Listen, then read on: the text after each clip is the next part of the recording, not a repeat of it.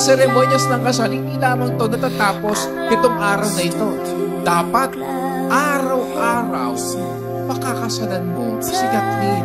Hindi ka magsasawang dalhin siya sa harapan ng Diyos. Sabay kayong magdadasal araw-araw.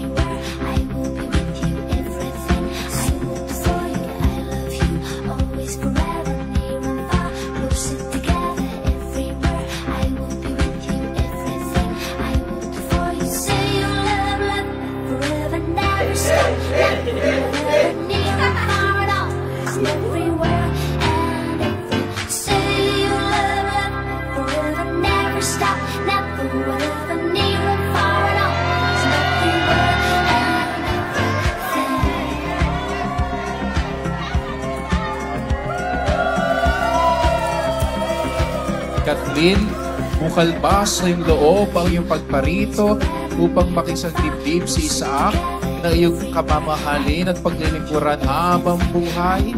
Opo, Padre. Isaac, bukal ba sa iyong loob ang iyong pagparito upang makisagdibdib si Kathleen na iyong pakamamahalin at paglilingkuran habang buhay? Opo, Padre. Actually, nagkakilala kami sa trabaho eh. Noong una, hindi ko siya tinitingnan, hindi ko siya pinapansin. Wala lang, gusto ko lang mag-work. Kasi gusto kong makaipon. Tapos nung medyo natititigan ko na siya, parang sabi ko, okay to ah. No? Okay to. Kumakatok siya sa pintuan ng office namin. Tapos ako yung nandun, so hindi ko siya binubuksan kasi akala ko hindi siya empleyado. So ang tagal niya kumakatok, so ang tagal ko nag-aantay hanggang sa sinabi niya na empleyado po ako dito.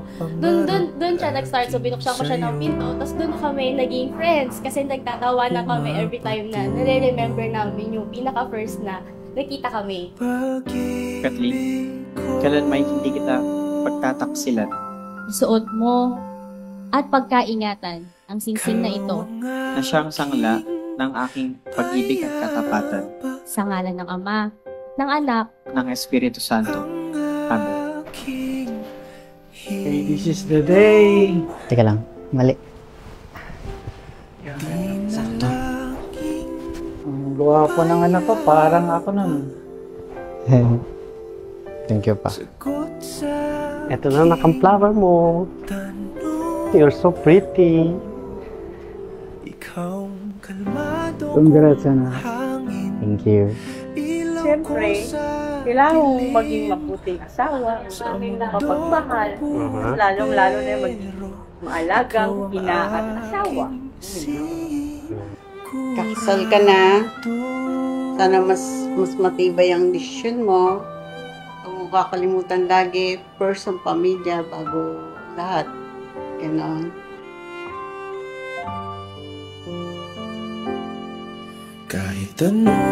So we really started out as friends. And then right after that, pandemic happened.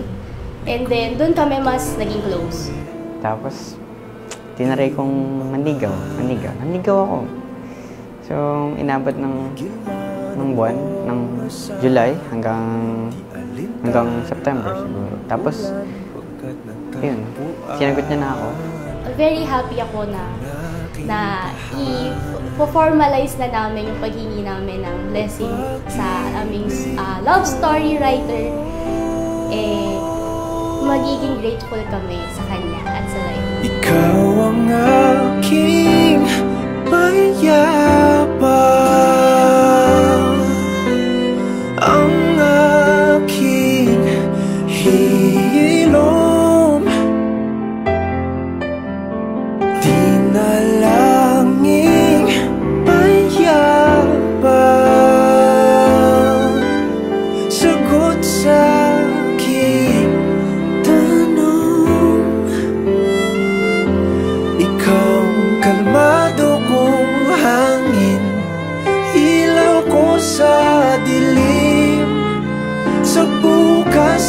darating.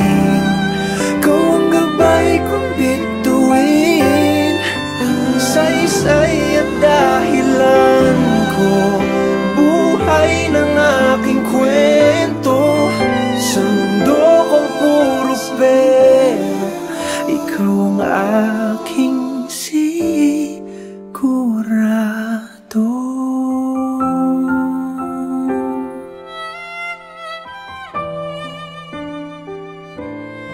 Sigurado.